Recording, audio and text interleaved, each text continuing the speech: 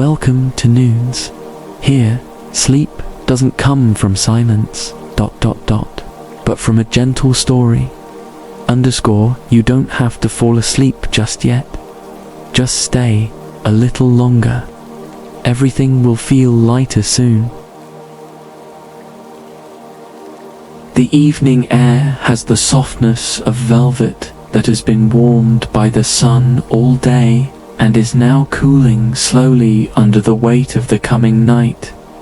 It rests against your skin without pressing, allowing you to breathe deeply and notice how the air smells faintly of river water, chamomile, and something sweet, perhaps the last of the bakery's apple loaves, cooling in a kitchen somewhere behind the station. The station itself is small, the kind of place you might almost miss if you didn't already know where to look.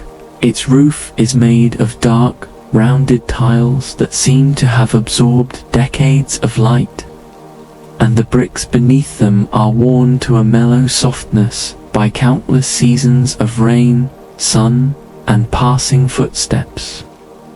The wooden beams of the canopy overhead are polished by time, each one carrying the quiet creak of age. A brass clock hangs above the ticket window, its face a warm cream color, its hands moving with the patient slowness of a tide. Each tick is soft enough that you only hear it if you stand still for a moment and allow the station to be completely quiet around you. A planter just beneath the window is filled with chamomile blossoms, their pale faces turning toward the last strips of light in the west, releasing a gentle, almost drowsy scent into the cool air. Platform lamps have been lit, their glass shades glowing in rounded halos of amber. The light is not harsh, it is warm and kind, something that seems more interested in keeping the moths company than in banishing the dark. A few of those moths drift and circle lazily, their wings pale and powdery, occasionally catching the glow in a fleeting shimmer. Somewhere down the line, you hear the voice of the train itself, the low, conversational hum of an engine waiting at idle. It is not loud, not insistent, just present, like an old friend who has been standing quietly nearby, ready to speak when the time is right. The sound has a certain roundness to it, as if all its edges have been softened by long practice. When the breeze shifts, the air brings with it the scent of rain on iron rails and the faint, mineral sharpness of river stones cooling in the dark. You unfold your ticket and read it again. The moonlit line, sleeper, car B, berth 6. The letters are printed in a steady serif typeface, the ink a deep navy blue. They sit on the paper as though they've been waiting for you, patient but certain. When the train arrives, it does so without any fanfare. It glides into view, each carriage appearing from the dim distance one by one, their polished sides catching the platform's lamplight in long, shimmering streaks. Names are painted in graceful letters along the carriage's flanks: Maple, Larkspur, Evening Star, and each name feels like a promise. The wheels roll with a muted metallic sigh, the couplings clicking together like polite greetings between old acquaintances. Your carriage slows to a gentle halt in front of you. The door opens, and a porter in a dark vest and cap steps down with the smooth assurance of someone who has done this many times before. He carries no clipboard, no rush, only a warmth in his eyes that feels as if he's welcoming you back rather than meeting you for the first time. "Good evening," he says, his voice low and even, the kind of tone that makes you want to speak more quietly in return. "Berth 6 is ready for you. Mind the step, if you please." You step aboard, feeling the faint give of the carriage beneath your shoes. The corridor is lined with a narrow runner of muted blue carpet, its texture soft, enough to quiet your footsteps. Frosted glass lamps are fixed at intervals along the wall, each casting a pool of golden light that seems to pause in mid-air before fading into shadow. The air smells faintly of beeswax and something citrus-like, as though the woodwork was polished earlier in the afternoon with lemon oil. Your berth is a small, private space that seems to understand exactly what it is meant to be. A wide window takes up most of the outer wall, showing you a reflection of the platform lights mingling with the first few stars above. Beneath the window, a cushioned seat, upholstered in deep dusk blue wool, invites you to sit. Above it, a folded bunk rests behind pale wooden panels, its edges smoothed by use. A small reading lamp hangs at your shoulder, its linen shade filtering the light into something gentle and non-intrusive.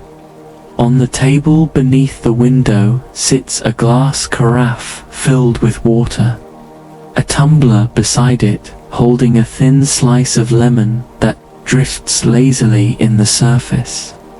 A folded card rests against the carafe. "Welcome aboard. Late tea is served in the dining car until 9. You set your bag on the little rack, take a seat, and run your fingertips along the polished window ledge. The varnish is so smooth it almost feels warm, and the scent of the lemon in the glass seems to brighten the air just enough to make you smile. Outside, the porter walks the platform, his footsteps steady, his silhouette moving in and out of the lamplight. The whistle sounds not sharp or urgent, but rounded and mellow, as though it has been wrapped in a soft scarf. The train leans forward with a gentle confidence, and the platform begins to slide away. The station passes, the brass clock, the planter of chamomile, the bench with its worn wooden slats. Then the buildings fade, replaced by open air and the silver outlines of distant trees. The rails find their rhythm almost immediately. 2 notes repeating in a calm, hypnotic pattern, a lullaby in steel. Fields slip past, their shapes soft in the gathering dark. A farmhouse glows from within, one square of light in a sea of shadow. Beyond it, a stand of poplars sways just enough to catch the moonlight on their leaves. You pour a small glass of the lemon water, watching the slice turn slowly before you take a sip. The coolness loosens something in your shoulders, and the train's steady sway begins to match your own breathing. The blanket folded at the end of the seat is heavier than it looks, the wool threaded with a single fine line of blue that runs its entire length like a horizon. You consider unfolding it, but decide there is time yet. For now, you simply sit and watch the night begin to gather around you, the world beyond the glass becoming a moving tapestry of fields, trees, and quiet lights. The moonlit line carries you onward, asking for nothing, promising only the comfort of steady motion through the gentlest hours of the night. The moonlit line moves with the steady patience of something that knows the night will not be rushed. You step into the corridor, feeling the faint sway beneath your feet as the train curves through the countryside. The lamps in the passage throw small circles of light against the varnished wood, and your reflection follows you in the dark glass of the windows, sometimes layered over the shadowy fields outside, sometimes clear enough to see the softness in your own eyes. The dining car is only a few doors away, yet the moment you cross the threshold, it feels like entering another small world. The air is warmer here, and scented with something rich and inviting: black tea steeping in porcelain pots, warm bread just out of the oven, a trace of honey in the air. Soft amber lights hang above each table, their glow falling in neat circles, leaving the spaces between in a gentle dimness. Tables are set with linen cloths in pale cream, folded napkins the color of oak leaves in autumn, and small vases holding sprigs of lavender. The silverware rests in quiet order, and the glassware holds a faint shimmer from the passing lights outside. You are shown to a small table by the window, where the world beyond the glass moves like a calm, continuous painting field, soft as folded blankets, the occasional farmhouse lit from within, and the slow rise of distant hills. The server, a man with a voice as smooth as the train's own rhythm, offers you a menu written in neat handwriting. "Tonight's special is pumpkin soup with thyme," he says. "There's also a tray of oat bread, still warm, if you'd like a slice." His words fall easily, without hurry, as though the menu is simply an extension of the evening itself. You order the soup and bread, and while you wait, a pot of tea arrives on a small tray. The china is cream with a thin ring of gold around the rim, and the handle of the cup warms your fingers just enough to make the night feel gentler.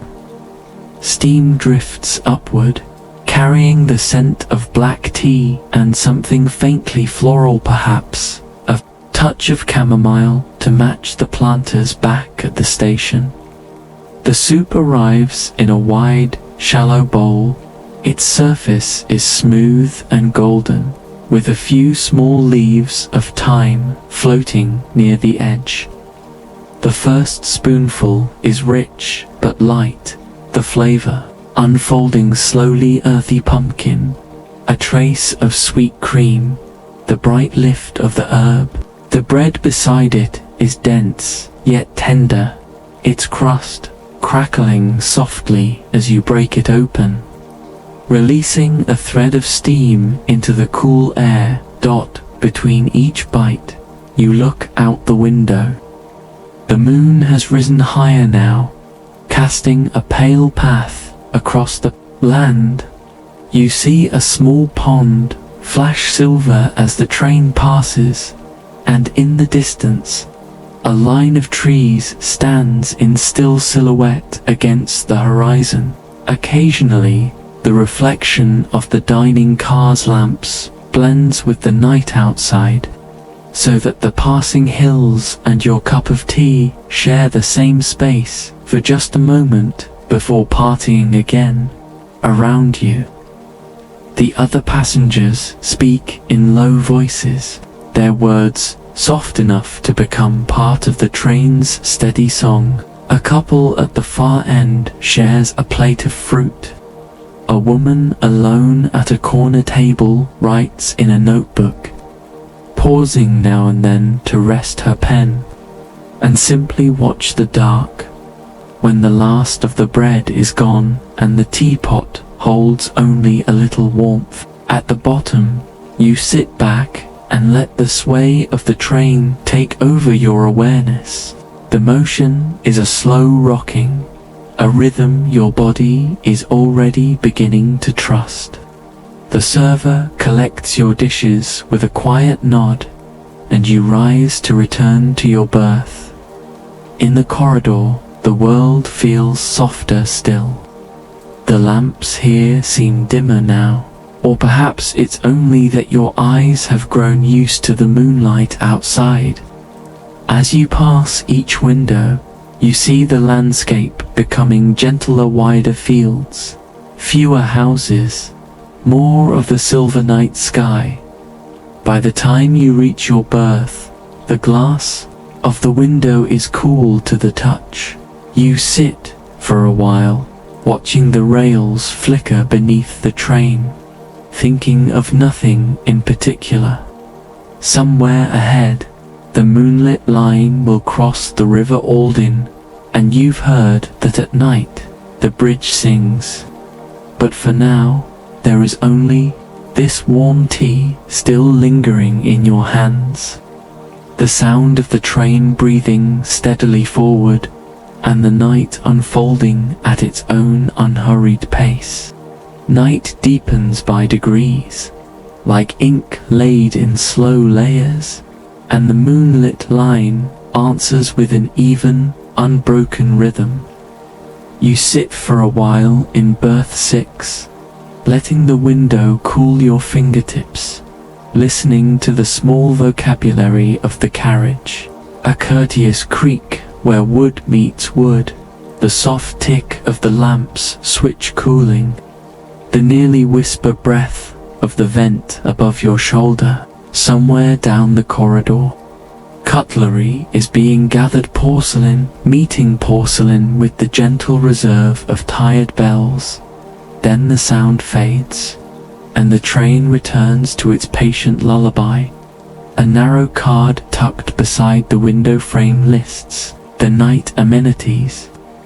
You read it idly, not because you need anything, but because the words themselves are soothing.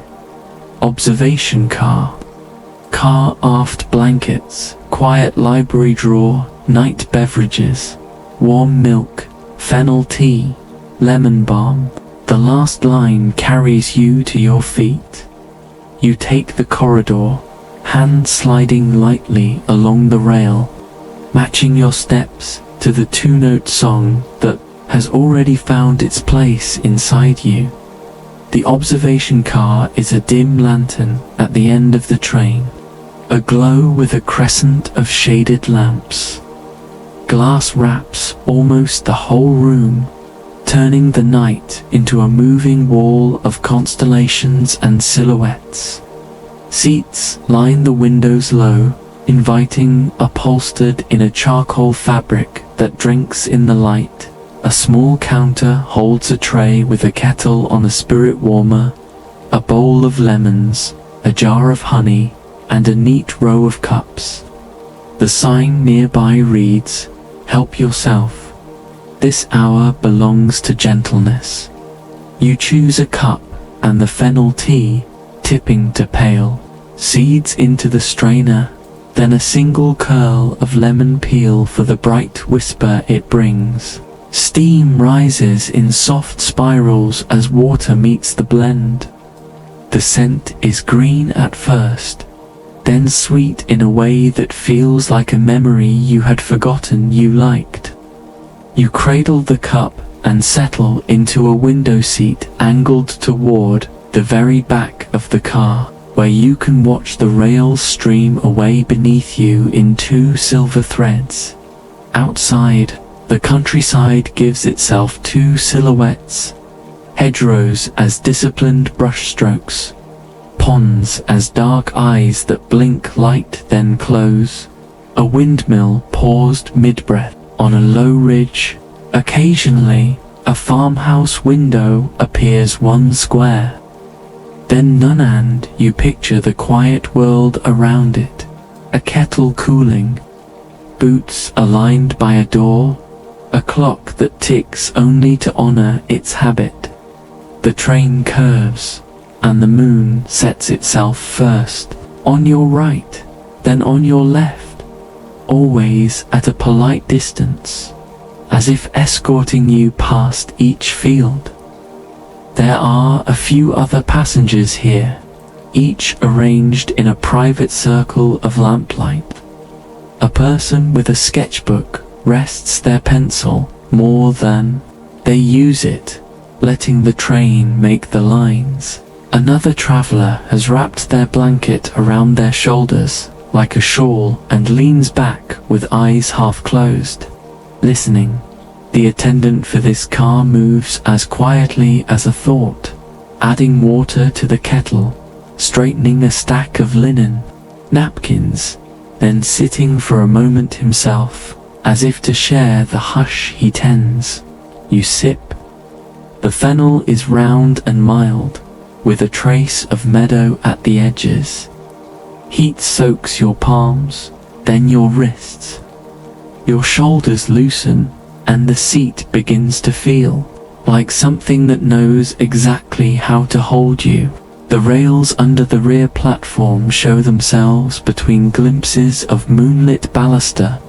Flicker flicker, regular as breathing, and, somewhere at the far end of the train, a coupling answers, a curve with a discreet R that could just as easily be human contentment.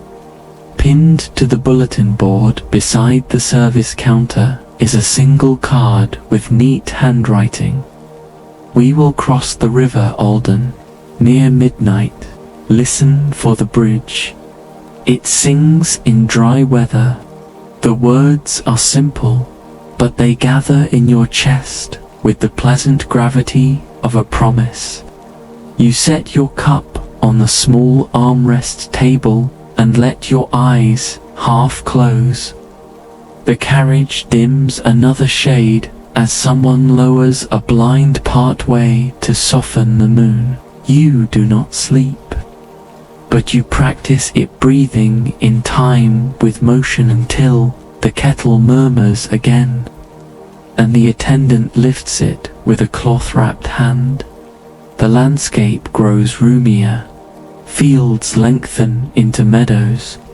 Trees cluster, then stand apart. You begin to sense water ahead. Before you see it, the air thins, cools. The scent in the window crack shifts from earth warm to mineral bright. The rail's song changes subtly to metal speaking to metal in a timbre that hints at height.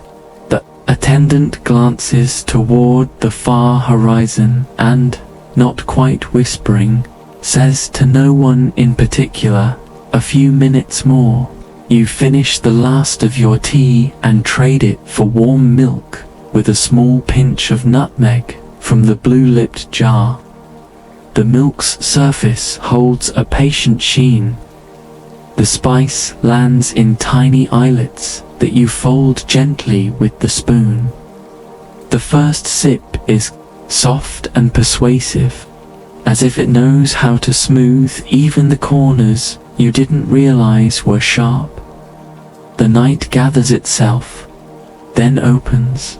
The train coasts into a broader curve, and the windows fill with silver. The river Alden appears all at once, a long, slow serpentine of light moon, laid flat and gently disturbed by wind. The bridge approaches in clean geometry, trusses in a simple lattice. Posts honest and square, rails held like a line written carefully so that every letter can be read. The speed dips by a breath. The car hushes, not because anyone has asked for quiet, but because the hour deserves it. The first note comes as the wheels touch the bridge, proper thin, clear and true, like a glass rung softly by a wet finger. Then the next note arrives a half-beat later, pitched just lower, the harmony of steel across steel. The entire train becomes an instrument. Each panel, Each brace gives back its own slender tone. Together they make a choir that is neither loud nor long, only exact. The sound moves down the carriages like light brushed across a row of polished bowls. You feel it in your ribs as much as you hear it, an agreeable vibration that says, "This is weight held well." The River Alden accepts the crossing without a ripple of resistance. Below, water folds and refolds on itself under the moon, a book turning its own pages. You lean closer to the glass and see the train's reflection, a silver caterpillar unrolling, then gathering itself again. The song lifts one more pure tone, then another, small bells of metal and air, each ringing for the fraction of a breath it is meant to. The attendant looks pleased, like someone listening to a favorite line read aloud. Mid-span, the sound softens further, as if the bridge has settled into its own confidence. The river widens here, shouldering a small sandbar like a gentle thought. A heron stands tall on the nearest edge, every feather written in moon ink. For a quiet instant, the reflection of the carriage windows overlays the bird, and it seems as if the heron rides inside with you, an untroubled fellow traveler dot on the far half of the bridge. The tones drift to a farewell spaced a little farther apart, like the last drops from a roof after the rain has already gone. The rails meet earth again with a modest thrum, and the two-note song resumes, cushioned now by meadow. No one claps, of course. The kind of beauty that asks nothing, needs nothing in return.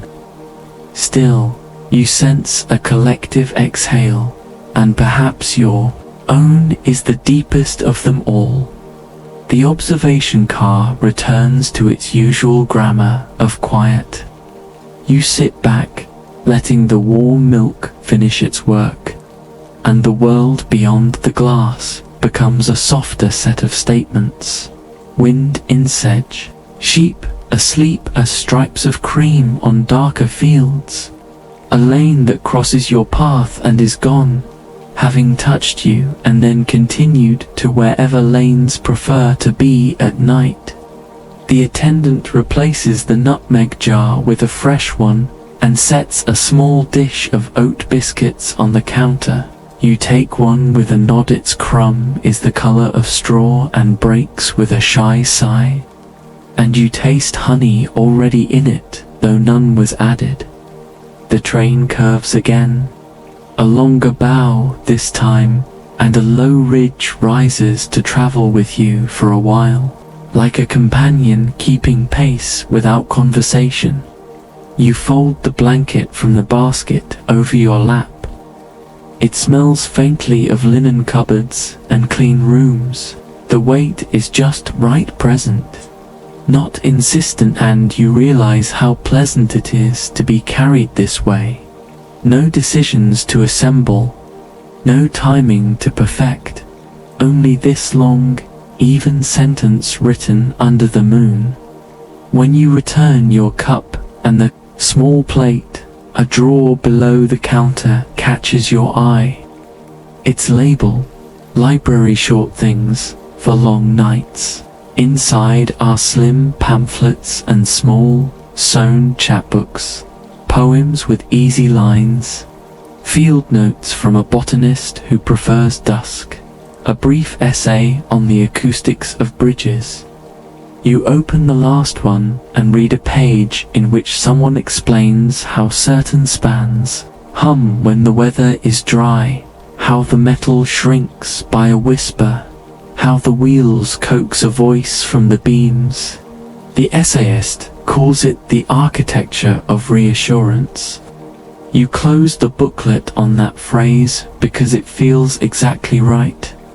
Back in the corridor, The lamps seem a touch lower, or your eyes a touch more willing. The carpet accepts your footfalls and gives them back as nothing at all. A door clicks softly. Somewhere behind one door, low voices say goodnight and then unspool into silence. The washroom is empty when you step in. The basin's porcelain holds the night's cool. The towel carries a memory of sun and lavender. You wash your hands and face in unhurried circles and sense the last of your wakefulness release like a knot that has decided to be a loop instead. Berth 6 greets you with its small, patient light. You switch it off and let the window keep the room's map. Outside, the night has shifted toward its later clarity. Stars are steadier now, the moon a polished coin laid on the dark cloth of the sky. You draw the bunk down, the hinge offering a single friendly sigh, and slip under the sheet. It is cool at first, exactly where you want it to be, then warm where you need it to be, as if it has rehearsed this moment. For a little while you listen, because it is pleasant to listen when a thing is this sure of itself. The rails keep your breath honest. The couplings speak only to remember themselves, to the curve and then settle. The wind worries along the side of the car in a sustained hush, like a finger along the rim of a glass, a softer cousin of the bridge's earlier song. Your pillow carries a faint scent of clean cotton and nothing more. Sleep does not so much arrive as continue. You meet it halfway. You think of the river beneath its bright skin, rolling on, indifferent to crossings, yet accommodating them with grace. You think of the bridge that sang because the night was dry enough to let it speak. You think of the phrase you kept from the little essay, the architecture of reassurance. It seems now to describe not only the bridge, but the bed, the carriage, the entire logic of wheels and rails. Your breath lengthens.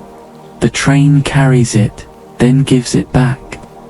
You rest a hand on the edge of the blanket and feel the small vibrations transmitted from far below, rails making their case to sleepers and sleepers agreeing. A whistle sounds ahead, distant and padded, telling some quiet crossing that it may remain exactly where it is. The moonlit line will pass as softly as a thought. If you look one last time through the wedge of window not shaded by the curtain, you can mark a few more friendly shapes. A stand of alders huddled as if they have told each other stories and are now sharing the end of silence. A cattle pond reflecting 2 stars and then none. A farmhouse loft window that blinks once and closes. These are not signals to decode. They are permissions to stop decoding. At the exact center of the night, no our hand can prove it. But your body knows you sense the train enter a long, level stretch, and the rhythm steadies into the purest version of itself. Wait, motion, rest, wheel, rail, wheel, in, out, in. You follow it without effort until the last spare edge of consciousness softens and slips. The carriage, satisfied, keeps its low breathing. The line continues to write itself under the moon, a sentence too kind to end abruptly. And if the river, Alden's song, returns to you in a dream, it will be only as a thin silver thread drawn once across the surface of a still mind. leaving no ripple behind, just the knowledge that you were carried exactly from one quiet to the next. You wake not to an alarm, nor to any voice, but to a shift in the color of the air. The darkness in your birth is paler now, touched with a slow bleeding blue that leans toward gold at its thinnest edge. For a few quiet moments, you stay as you are, eyes half open, feeling the way the train sways beneath you, long and low arcs, as if the rails themselves are still drowsy from the night.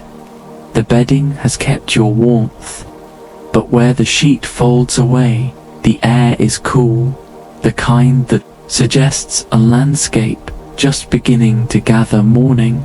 You push the curtain aside and see it. The sky in its first deep breath of day, horizon folded in the soft grey of distant hills, the fields still wearing a veil of mist. The moon has slipped low, a faint coin now, but the memory of its light lingers in the dew. You sit up slowly, feet finding the carpet's hush, and let the coolness of the window pane touch your fingertips.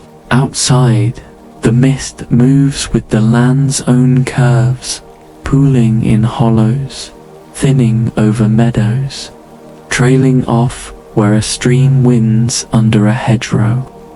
A hare moves through it, long ears catching the first edge of gold as the sun peaks between two low hills. Its shape is slow enough to match the train's pace for a moment, before it vanishes into a line of grass. The air in the corridor is scented faintly with toast and brewed coffee. Not sharp, but warm, the way scent travels when the doors are still closed. You follow it toward the small service alcove at the end of the car, where a tray waits with folded napkins, small plates, and a pot of porridge kept warm under a polished lid. Beside it, a jar of stewed apples rests in a shallow dish of warm water, their cinnamon scent already mingling with the oats.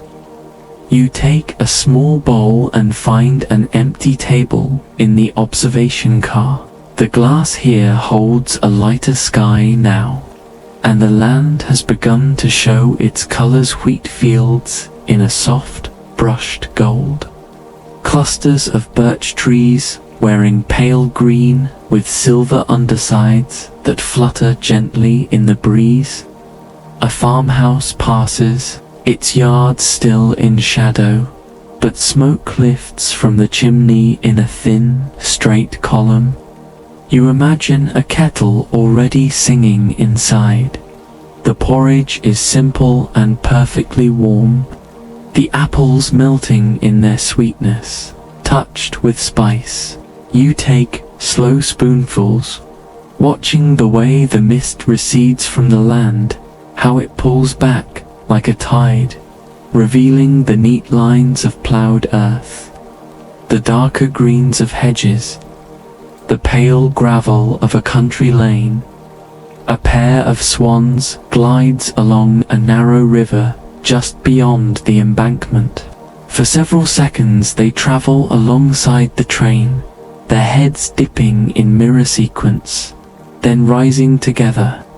Their wake breaks the water into soft diamonds, catching the first sunlight in quick flashes before smoothing again. Other passengers begin to appear, their steps quiet, their voices hushed, as if they too understand that this hour belongs to stillness. Some carry cups of tea or coffee. One man arrives with a folded newspaper but leaves it on the seat beside him, choosing instead to rest his gaze on the brightening fields. The train curves gently, and ahead the land opens wider, offering a long view toward a small village. You see it from a distance. First rooftops, gathered like a handful of warm stones. A church spire rising above them. A cluster of gardens, neatly divided by stone walls. As the moonlit line draws closer, details begin to emerge. A line of washing left overnight and now stirring in the breeze. A cat stretched across a sunlit step, the glint of dew on slates. The rails here slow, not because the station is near, but because the morning seems to ask for it. The train moves in a way that feels like breathing deep, even unforced. You lean back in your seat, feeling the weight of the night's rest still in your limbs, and think of how the journey has been so far. No rush, no demands, just the soft accumulation of hours, each carrying you forward in its own unhurried measure. Somewhere ahead, the conductor's voice will announce the first stop of the day.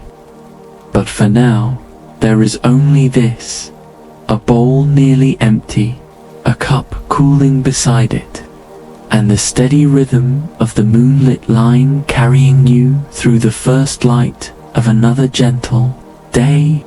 The moonlit line slows with a kind of careful courtesy, as though mindful not to disturb the early morning stillness waiting just beyond its windows. You feel the change before you see the stationer lengthening of the pauses between the rails, notes a softer lean into each curve. The carriages sway, becoming a lull rather than a pull. When the village appears, it does so all at once, like the slow turning of a page. Roof lines gather in a friendly cluster. Gardens curl behind low stone walls. A thin plume of smoke lifts from a chimney and drifts toward the pale blue sky. The station itself is small, just a single platform lined with wooden benches and a sin painted in the steady hand of someone who values neatness. Marlow halt. The train sighs to a stop. Steam curls from beneath the engine, folding into the cool air. The doors open with a polite click, and the scent of morning greets you. Fresh earth, damp grass, the faint sweetness of nearby orchards, still holding last night's chill. You step down to the platform, the wooden planks faintly springy underfoot, and take a moment simply to stand, hands in your pockets, watching the sunlight gather on the edges of the station roof. Beyond the platform, a narrow lane leads toward the heart of the village. It's lined with hedges that are still beaded with dew, each drop catching light in a quiet, unshowy sparkle. Your steps are unhurried, the crunch of gravel underfoot joining the morning's soft chorus, the distant bleat of a sheep, the low murmur of water over stones, the gentle creak of a weathered gate swinging in a slow breeze. The first cottages you pass are small and sturdy, their windows framed in painted wood, shutters propped open to welcome the day. Curtains stir faintly, and for a moment you glimpse the edge of a breakfast table, blue crockery, a basket of bread, steam lifting from a pot. A ginger cat sits on the doorstep of the next house, tail curled neatly around its paws, eyes half closed, as if measuring the quality of the sunlight before deciding how to spend the morning. At the corner where the lane bends, you find the village green, a small patch of grass bordered by benches. A single elm tree at its center, its leaves filtering the light into a soft, shifting pattern on the ground. There's a stone trough beside it, now serving as a planter for trailing ivy and pale flowers that nod gently in the breeze. On one of the benches, an elderly man in a flat cap sits with a walking stick across his knees, watching the slow unfurling of the day with the same quiet interest one might give to a favored book. You follow the lane onward to the bakery. Its windows are clouded at the edges with the warmth from inside, and the scent fresh bread still carrying the memory of the oven meets you halfway. Inside, baskets line the counter, crusty loaves with golden tops, rounds of seeded rye, delicate pastries folded over fruit. You choose a small apple turnover, warm enough to scent your hands, and a paper cup of chamomile tea. The baker, a woman with flour-dusted sleeves, smiles without needing to say much. There's no hurry to return to the station, so you wander through the side streets, your steps matching the unhurried pace of the village. A narrow bridge crosses a stream where the water runs clear over smooth pebbles. On its far side, a garden gate stands open, and you catch sight of rows of cabbages, tall bean poles, and the cheerful disorder of late blooming flowers. When the station clock begins to mark the quarter hour, you make your way back, passing once more the cottages, the green, and the ginger cat, who now occupies a slightly sunnier step. The moonlit line waits at the platform, its windows aglow with the promise of another stretch of quiet travel. You step aboard, greeted by the familiar warmth of the carriage.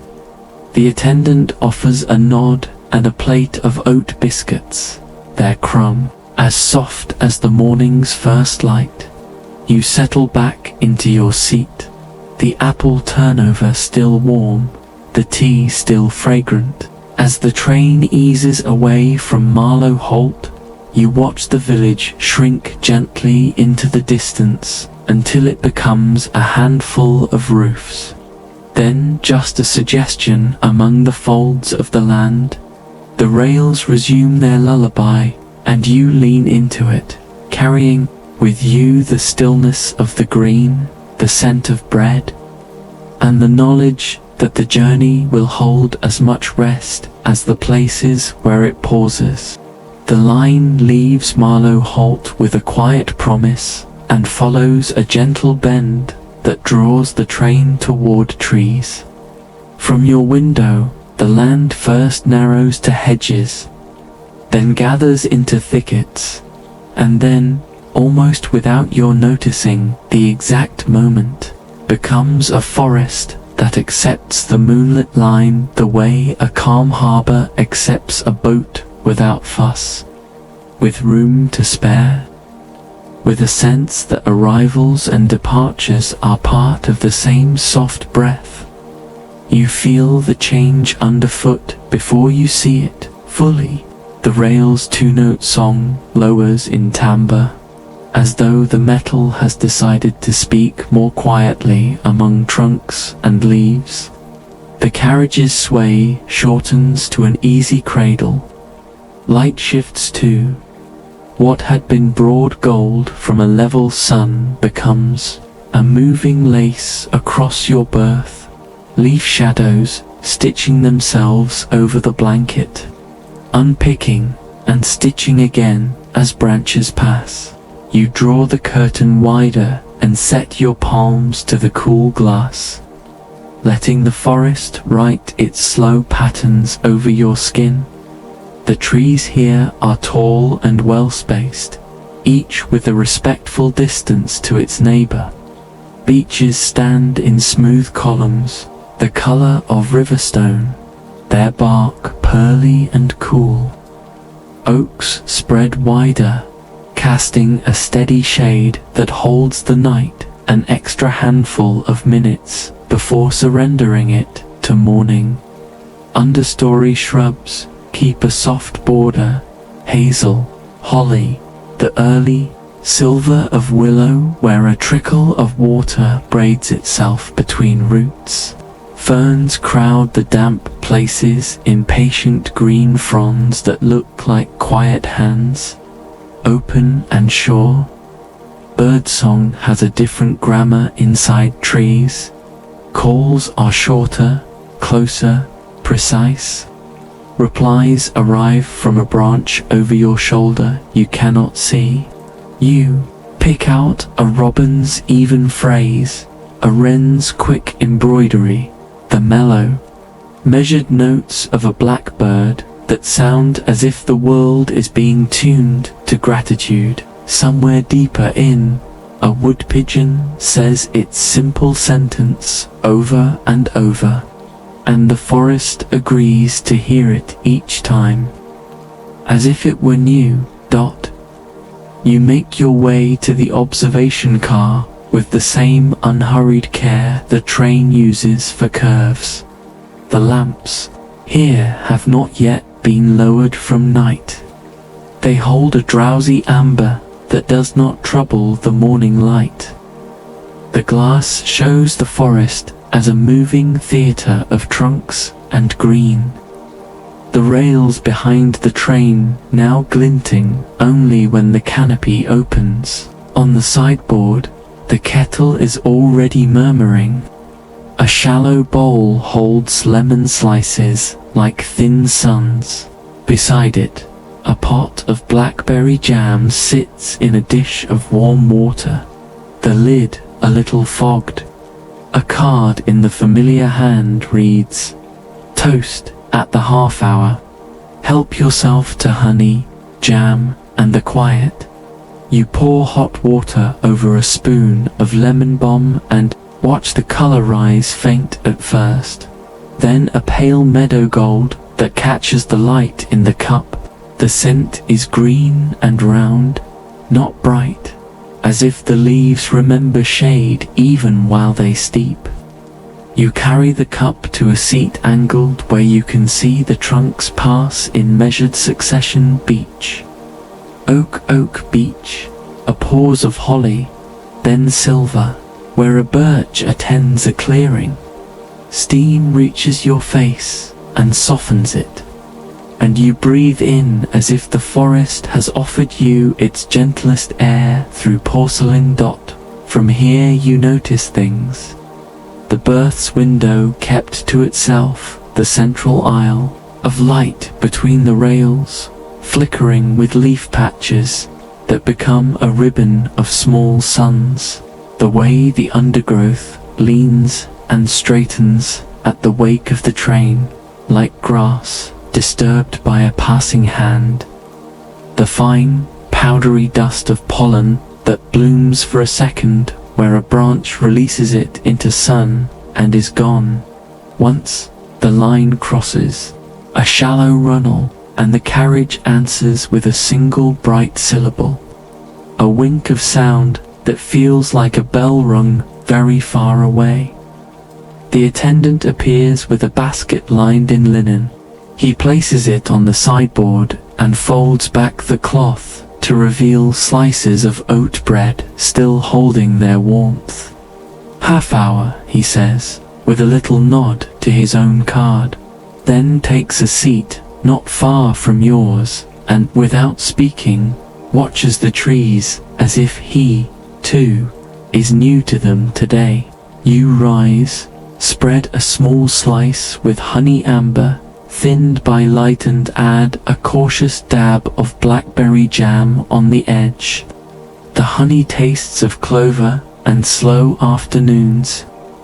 The jam carries a memory of hedgerows and late sun, a trace of leaf at its finish that keeps the sweetness honest.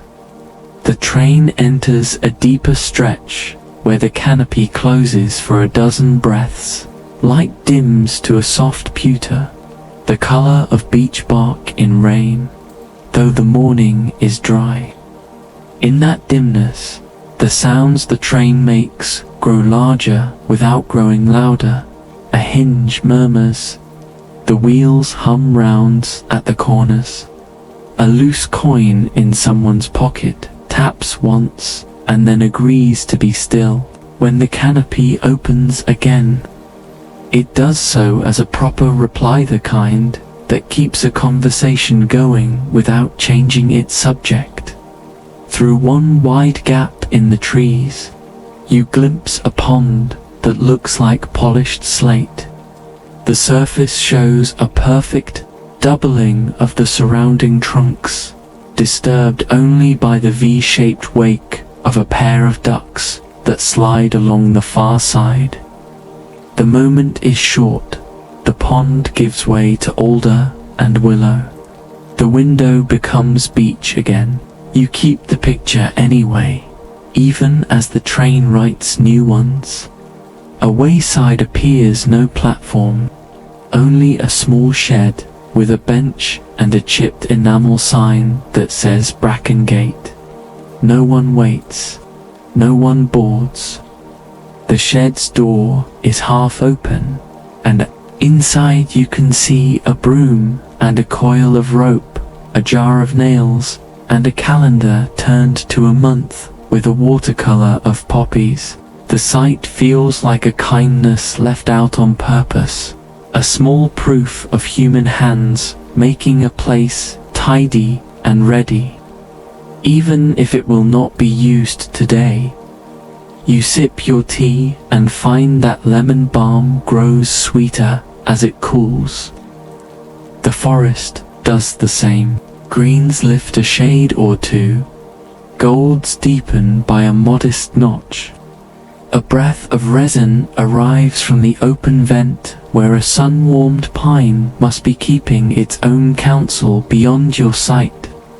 A fox appears on the right, running not from but with the train, keeping its steady lope for several seconds before drifting to a stop and vanishing into the grass.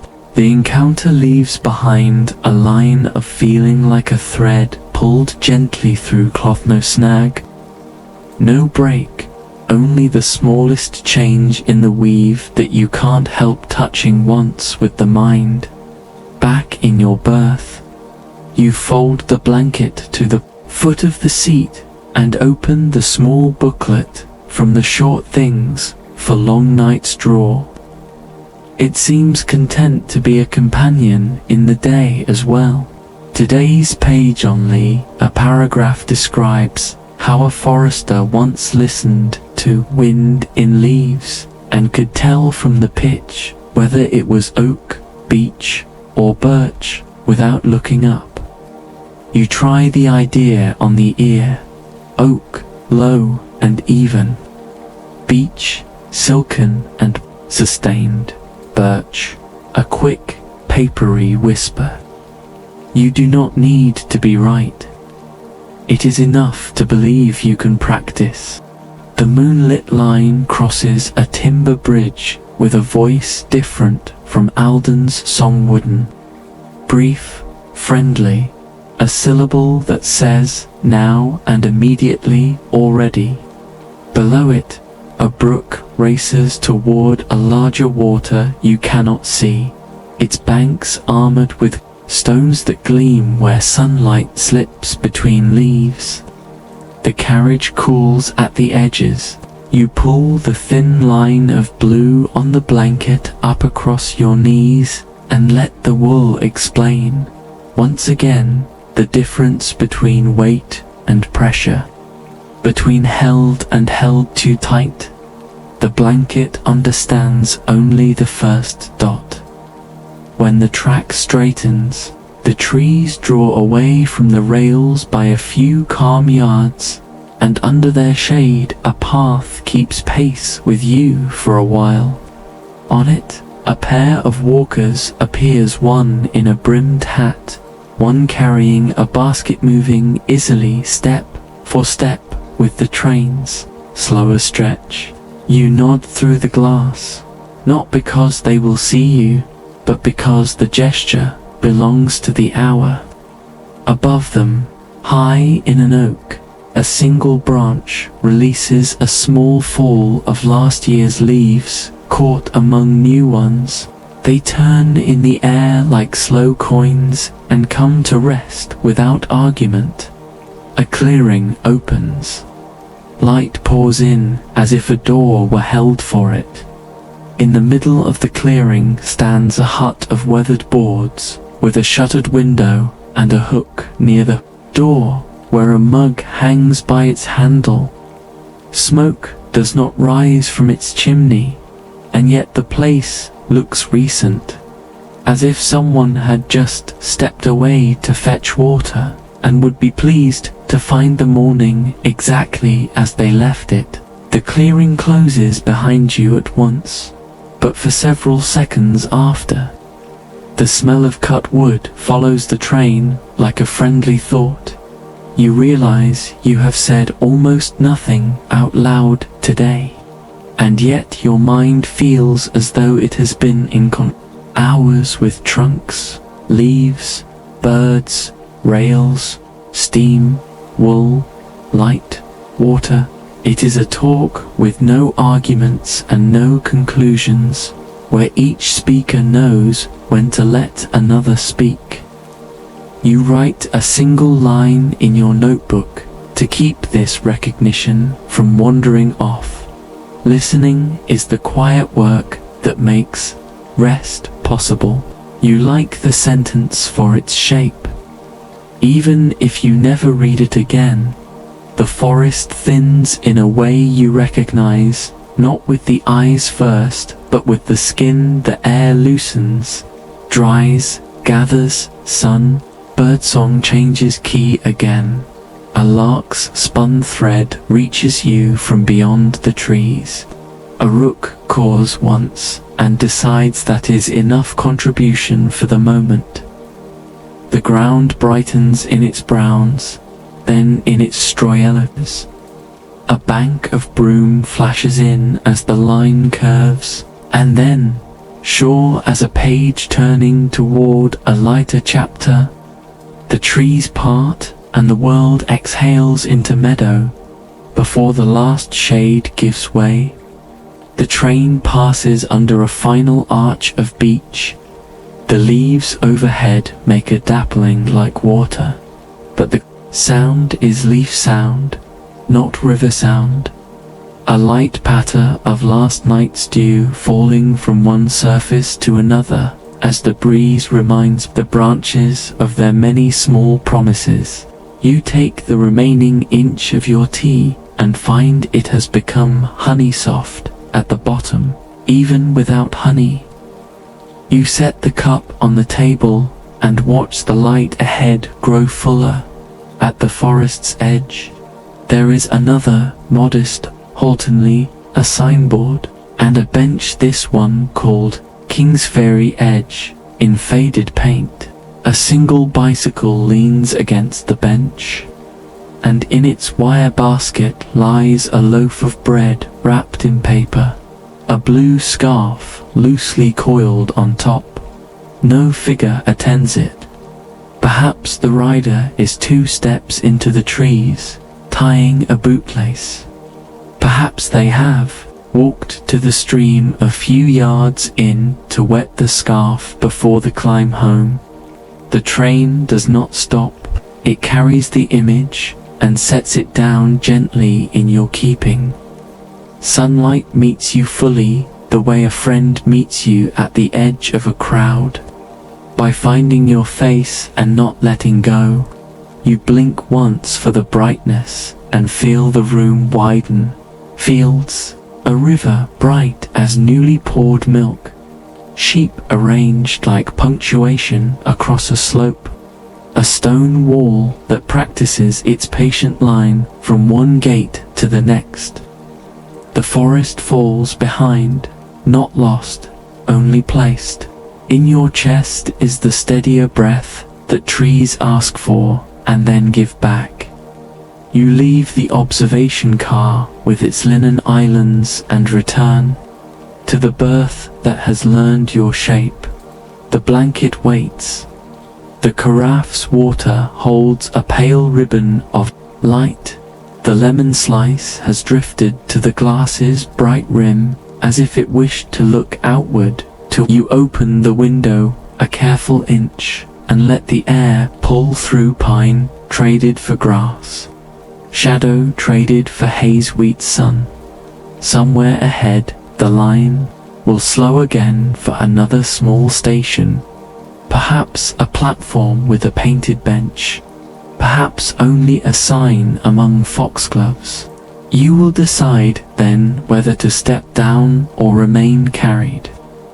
For now, you keep company with what moves and what stays, the rails writing their even sentence, the morning making good on its promise, and the trace of forest still laid across your shoulders like a shawl that does not mind the light. And as the moonlit line glides out over the first open meadow, a breeze comes clean through your slight open window, taking the last cool of the trees with it, and bringing in the warm grass of the day. You breathe, and the train breathes, and the land having shown you its green rooms, its thin ladders of light, its hush, and its small languages, rests beside you like a book left open to the page you love most, confident that you will find your way back whenever you wish. The meadow unfolds in long, steady breaths, each one wide enough to hold an entire sky.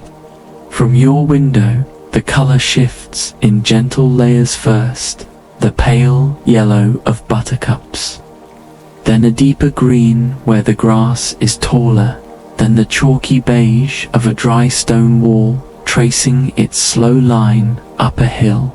The moonlit line moves as if it understands it is a guest here, keeping its pace light so as not to wake the quiet that has been resting all morning. Somewhere beyond the next rise, a lark sings high and thin, its voice so far above the train that it feels as though the note belongs to the air itself. A cluster of sheep grazes near a brook, their wool a soft echo of the small clouds overhead. Every now and then, one lifts its head to watch the train pass, chewing slowly, without concern that you ease the window open another inch. Warm air drifts in, carrying scents that are as much feeling as fragrance. Sun on grass, the faint sweetness of clover, a trace of damp earth where the brook winds unseen. The sound of the rails changes slightly here, less echo, more open tone, like a string played in a larger room. In the observation car, the sideboard has been reset for the day's next small comfort. A bowl of green grapes rests beside a loaf of oat bread, and a small dish of pale butter sits over a block of ice to keep its shape. The attendant, now in shirt-sleeves, polishes the brass edge of a window with an unhurried rhythm, pausing occasionally to glance at the passing fields. He catches your eye and nods toward the bread with a half smile, as if to say, "Help yourself. There's more where that came from." You take a plate and spread a slice with butter that softens instantly in the warmth. The bread is still faintly warm from the oven, its crust firm but yielding, its crumb holding a quiet sweetness. With it, you pour cool water from the carafe, the condensation leaving a small circle on the linen. The fields roll gently now, dotted with hay bales bound in neat rounds, their shadows like small sundials marking the slow turn of the day. In the distance, a farmhouse sits against the hill, its roof of slate the same blue as the far horizon. A narrow lane, barely more than 2 lines of wheel-worn grass, winds from its gate to meet the main road at a patient angle. You notice the way sunlight pools differently here, sometimes gathering in the hollows between hills, sometimes spilling in long, flat strokes across the higher ground. It seems to follow the train without hurry, as though content to let you see each place before moving on. Once the line crosses a small stone bridge. Beneath it, the brook runs quick and bright, scattering points of light like dropped coins. The moment is brief, but leaves behind a coolness that lingers in the air for several minutes afterward. As the train curves, you glimpse a patch of woodland ahead, but it is small, no more than a handful of trees leaning together as if in quiet conversation. Beyond them, the land opens again, and the color shifts once more, this time to the soft gold of ripening wheat. The stalks sway in waves that seem to answer the rhythm of the train, each swell and dip a mirror to its motion. You sit back, the empty plate resting on the table, and let your eyes follow the horizon until the line between earth and sky begins to soften. The moonlit line hums on, and in its steady movement, you feel the same easy promise you have felt all morning, that every mile will be given to you at just the right pace. No more, no less, until the day is ready to rest again. By late morning, the light has turned silken, and the moonlit line wears it easily, as if the day were a shawl laid over its shoulders. You sit with your palms resting on the window ledge, feeling the varnish warm under the sun, and watch as the meadows give way to a broader openness. The horizon loosens, the air thins and brightens. Somewhere ahead a sparkle lifts in a way that means water. The carriage seems to sense it too. The rhythm eases by half a breath, not slowing so much as settling, like a reader lowering their voice for a favorite paragraph. The first sign is a band of reeds, pale green and feathery, bowing all together toward the same quiet wind. Then the reeds fall back, and there it is, Waylake, a wide, even mirror laid across the land. It carries the sky without a seam. A string of boats rests in shallow water, hulls touching with the smallest clicks, a language of wood against wood. The shore is a clean line of pebbles where light arrives and stays, flashing between stones as the small waves rearrange themselves. As the train draws parallel, each ripple throws one silver blade and then forgives it, becoming smooth again before the next arrives. The line brushes the town like a sleeve along a table edge, tactful, brief, and friendly. Waylake Halt is little more than a platform and a painted sign with tidy serif letters. A kiosk with a striped awning keeps company with a rack of postcards, sketched boats, a moon over black water, a child's sand pail left by a sandals. The moonlit line sighs and comes to rest with a soft clink of couplings. You step down into air that tastes like cool glass and lemon, with a grain of stone at the back of it, as if the lake has taught the breeze to be precise. No one hurries. The porter sets a wooden ramp with a gesture as practiced as breathing. A pair of travelers in linen jackets stroll toward the boats. The kiosk owner arranges a bowl of pears, lifting each one and placing it with the same measured care. You follow the low fence toward the water until the platform's boards turn to pebble, then to the smooth, dark firmness at the lake's rim. The sound here is narrow and complete. Small water shoulder tapping stone, a gull's lazy note, a rope's quiet complaint where it rubs a cleat. You crouch, palm over pebbles that have been rounded by long patience. Each stone is a thumb-sized planet grey, smoke blue, faint rose, a brown the color of toasted oats. The lake moves one bead's width forward, sets a cool film along your knuckles, then withdraws, taking with it nothing of your hand and leaving behind only a temperature that invites the rest of you to match it. A bench faces the open water beneath, a willow that has been pruning the air with its green for many summers. You sit and allow the noon to perform its small, exact work. The lake takes the color of polished steel where a cloud passes. A dragonfly draws a pencil line above the surface and erases it. A boatman loosens a knot with 2 fingers and 1 thought. Across the water, the opposite shore lays out its houses like shells. Doors and windows opened just enough for the day. When you rise, it is to walk a handful of steps to the kiosk.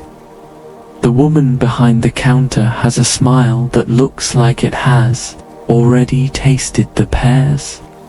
"You'll want the cool one," she says, choosing without asking which pear belongs to you and placing it on a paper napkin and a small cup. She nods toward a thermos with steam breathing from its spout. Lemon balm with a string of honey. You agree because the hour itself seems to have suggested it. The pear tastes of shade and sun both. A cellar's calm in the flesh. A window's light near the skin. The tea rises with the round green of leaves and the patient thread of honey underneath. Not loud, not sweet, only willing. You take slow sips and watch the lake answer a light breeze with orderly shivers.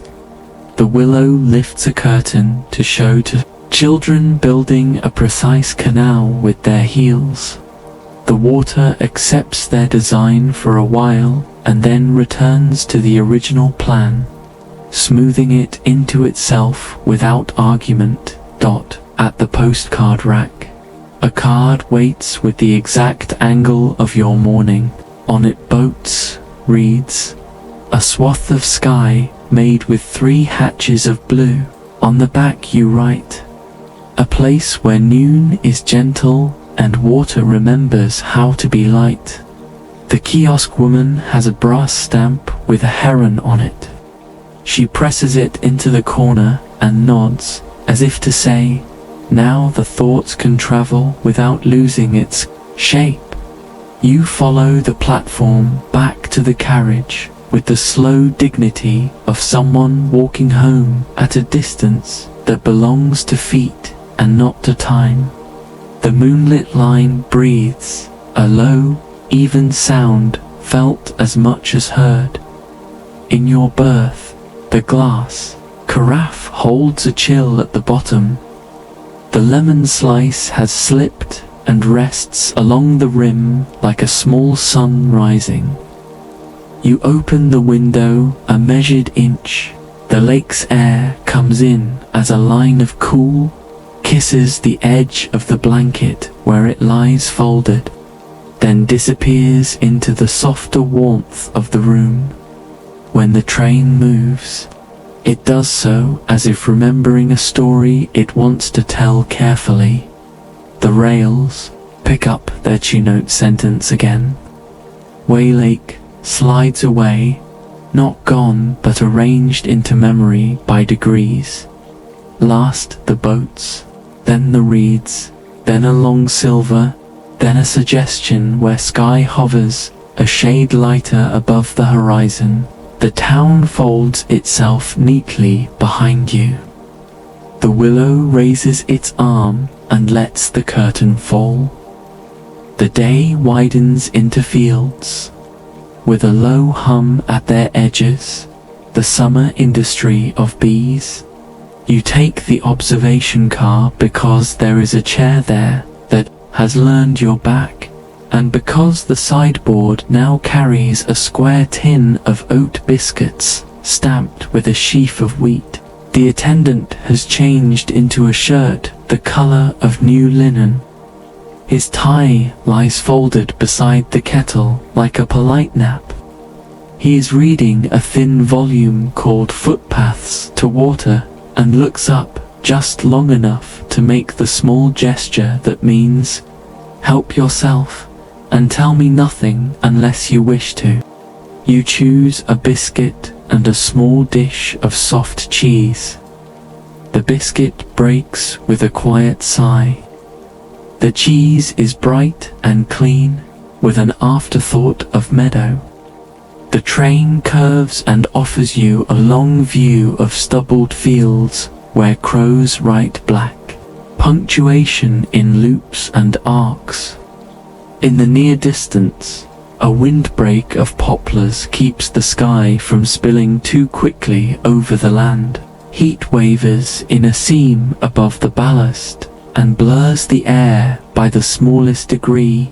A shallow cutting carries the line through a fold of chalky hill. White stone shows along the walls like a careful stitch, and star-shaped flowers climb in the cracks, with the stubborn optimism of small things that love sun. The moonlit line hums lower here, the car rafter making a contented wooden note when the curve tightens, like a door that has decided to sing back to the hinges. You lean your head against the cushion and close your eyes only to listen, and the world obliges by growing clearer for having less to do. When you open them, the land has softened again into a quilt of pastures, orchard squares, and a river that meanders as if it has all the time it needs and is generous with what it doesn't use. The train crosses on a low stone bridge. The water below is the color of tea left to cool. It throws a tree's reflection back to itself, leaf by leaf, as if showing each piece before allowing the whole.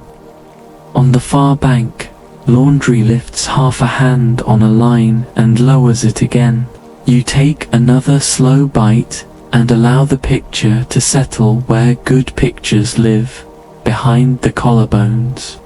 Between two calm breaths, midday wanders into early afternoon with the politeness of a guest who knows how to help in a kitchen without being told. The observation car's lamps remain off. The daylight takes its full share. Someone sets a small bowl of cherries near the kettle. The fruit gleams a deep, thoughtful red.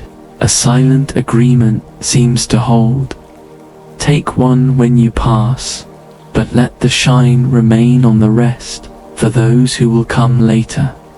You do just that. The cherry's snap is soft.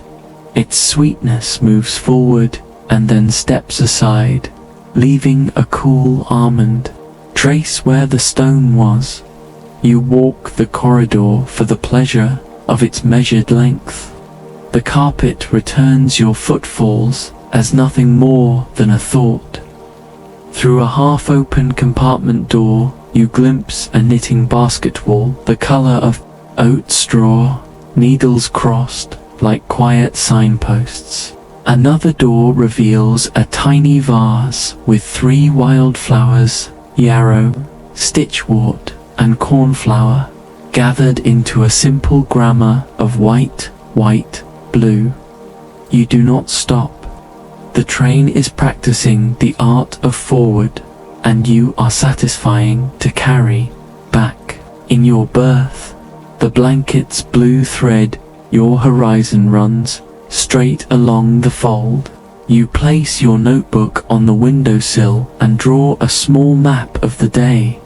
A line for the lake's edge, a square for the kiosk, a willow like a fountain of long strokes, a dotted path along the platform where you stood and looked and stood again.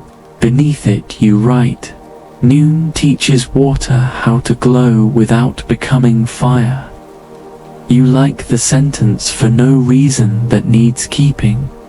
The moonlit line passes a siding where two old freight wagons rest under a blackberry tangle, their sides wearing the dignified rust of things that learned usefulness first and prettiness after. A tractor waves the broad hand of its engine bonnet from a field. A collie trots along a hedge with the practical joy of a creature on a known errand. A small boy on a gate holds a stick like a fishing rod and drops his line into the ditch, fishing, perhaps for cloud, or for time, or for nothing, but the flow of pretending cloud moves in thin, even smoothing the light to a soft grey that remembers the sun without needing to show it. The train's windows cool. The chrome catches less and rests more. Someone in a nearby compartment plays 4 notes on a tin whistle and then, apparently satisfied, puts it away. The air tastes briefly of rain only because cloud has the flavor of it. The scent passes without becoming weather. In the dining car, tablecloths have regained their morning folds.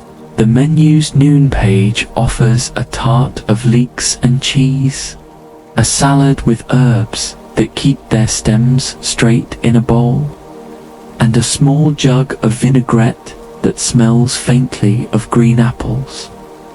You sit by a window where the sky is close and the rails ahead right to calm lines toward a horizon that behaves. The tart arrives with a thin, confident crust and a steam that speaks in whisper vowels. The first forkful is a kind heat. The herbs are crisp and say their names when you listen.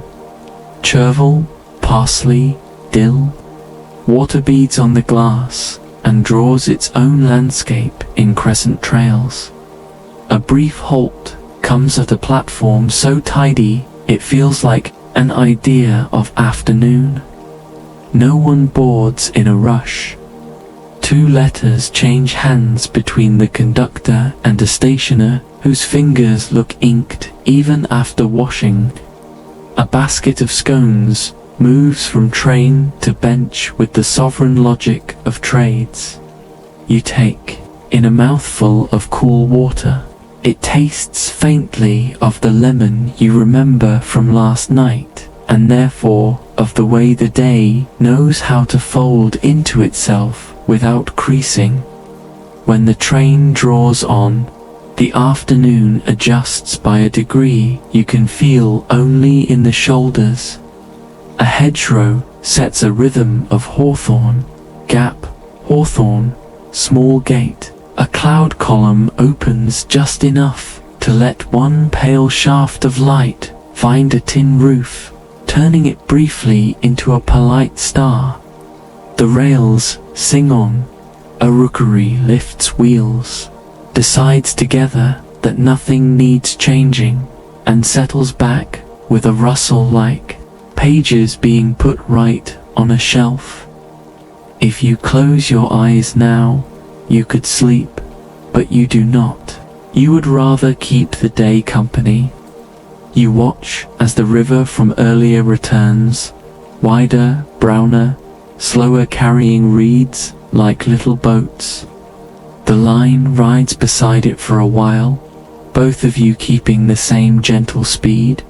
both loving the feeling of not arriving yet. There is room here for thinking without effort, for letting a thought stroll and return, untired, later. When your cup is empty and the light has slid another inch toward evening's first idea, you return to the observation car for a final piece of noon's grace, a slice of cake with the grain of almonds and the scent of orange peel. It is small, it is plenty. You sit with it, and the view, as if you have set a table for three yourself, the cake, and the country, and all of you know what to do. The attendant wipes the brass again, because a clean line pleases the eye. He looks at the window, then at the cake, then at the way the cake agrees with the window. Yes, he says to no one, which in this place means to everyone, kindly. By the time you return to your berth, the lake has become a clear thought in memory. The pears a coolness in the mouth you can call back with a breath. The willow a sentence you can finish whenever you like. The moonlit line carries you as it did in the small hours without condition, with care, and with an understanding that travel can be the gentlest way to practice rest. You draw the shade halfway, the way you might fold a page to remember it later. Outside fields keep their mild work. Paths untie and retie themselves between hedges. Stones hold the day's heat and release it with patience. Inside, the blanket keeps its modest weight. The carafe keeps its thread of cold. The lemon keeps its sun. Noon has laid its light carefully, and afternoon will pick it up without making a sound. And as the train hums on toward the next soft edge of the mapper name, you will like the shape of even before you hear it, to feel the whole day organize itself into a single, generous cadence, carried, seen, tasted, breathed, in, out, in the moonlit line knows it. The rails know it. Your hands resting, open, unhurried know it too. Part 9. The moonlit line into the night. The evening settles as though it has been waiting all day for this moment, smoothing the light across the land in slow, even strokes. From your window, you can see the edges of the fields darken first, then the hedgerows, then the folds of the hills, until only the sky remains open and pale. It is a quiet kind of closing, without hurry, without sound, just the world folding itself into rest. The moonlit line keeps to its rhythm, the rails humming a note that has grown deeper with the dimming light. In the corridor, the brass fittings no longer gleam, they simply glow, the way stones hold a little heat after the sun is gone. You stand for a while at the end of the carriage, one hand on the cool frame of the window, feeling the air that comes in now is touched with the scent of damp grass and far-off wood smoke. When you step into the observation car, you find it hushed but not empty. Lamps stand in pools of warm cream light, the shades softening every edge. A man in a tweed jacket leans back with his eyes half closed, not asleep, just listening to the train's voice. Across the aisle, a young woman sits by herself, holding a notebook on her knees, the pen motionless, as if she is writing in her mind, before committing anything to paper. You choose a seat near the long window where the world feels closer. Outside, A farmhouse lantern swings gently in the wind, its light catching on a stack of neatly cut logs. Beyond it, a single road curves out of sight, its surface shining faintly in the last traces of dusk. Somewhere far away, a dog barks once and is answered by another, then the sound is gone, replaced by the steady, low rhythm of the train. The attendant arrives quietly, carrying a silver tray with a teapot, a single cup, and a plate with 2 oat biscuits. "Evening blend," he says, his voice lower now, as if matching the hour. He pours the tea for you steam, curling up, carrying the scent of chamomile, lemon balm, and a trace of vanilla. You wrap your hands around the cup, feeling the warmth seep into your fingers, and take a slow sip. The taste is gentle, the kind that seems to pause the moment it arrives, as if deciding to stay a little longer. The moonlit line rounds a wide bend, and suddenly the horizon opens. The sky has deepened to navy, with the first stars pricking through in delicate points of silver. A pale, rising moon rests low in the east, its reflection caught briefly in a slow-moving river before the trees close in again. You watch as fields slip by in shades of blue and black, each one holding its own kind of silence. For a while, you just sit there, letting your gaze drift without trying to follow any one thing. The rails speak in their 2-part rhythm. The windows offer pictures that lasts only a breath. The night air, slipping through a narrow vent, carries the faint metallic scent of the engine ahead. You take a second biscuit, breaking it in half so the crumbs fall neatly onto the napkin, and taste the soft sweetness of honey baked into the grain. When you return to your berth, you find it already turned down for the night. The blanket lies smooth, the pillow plumped, and a small glass of water sits by the bedside, the lemon slice inside catching the lamplight. You loosen the curtain just enough to see the world outside. Darkness now holds the land completely, the only interruptions being the occasional farmhouse light or the slow blink of a distant signal lamp. You settle under the blanket, letting it fall over you like a quiet tide. The sway of the carriage is more noticeable now, each gentle shift a reminder that you are being carried forward without needing to do anything at all. Somewhere ahead, the train crosses a low bridge, and you hear the water below answer in a soft echo before the sound fades. The moonlit line moves through sleeping villages, past gardens where the flowers close their faces to the night, past empty benches beneath street lamps, past shop fronts with their blinds drawn. In one window, you glimpse a clock with its hands almost at 10. In another, a cat stretches before curling itself into the corner of an armchair. These are moments you see only for a second, yet they stay, like stones dropped gently into still water. The rhythm of the wheels becomes the rhythm of your breath. In, out, in, out, in, out.